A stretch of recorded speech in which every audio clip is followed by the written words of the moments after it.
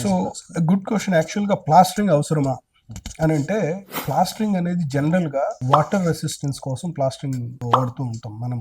ఎంత బాగా గోడలు కట్టినా సో జాయింట్స్ దగ్గర ఎక్కడో ఏదైనా పోరస్ గా ఒక చిన్న గ్యాప్స్ ఏదైనా ఉన్నా వాటర్ సీపేజ్ ఉండే అవకాశం ఉంటుంది. కాబట్టి not only to improve strength of the wall but also to protect indoors from water seepage మనం ప్లాస్టరింగ్ చేస్తుంటాము. For example if it is an compound wall, parapet wall, in these applications, అలాంటి applications లో ఎక్కడైనా water seepage not an issue, extreme strength of wall ఇంత important కాదనుకున్నప్పుడు aesthetics లో చూస్తే Poynting wall లా కట్టుకుంటే definitely plastering is not required. So in other words, compound walls where reasonable strength is enough and water seepage is not an issue, then pointing wall laga I think you can show a photo of how the pointed wall without plastering looks. The alaga kattukunte, yeah, plastering is not required.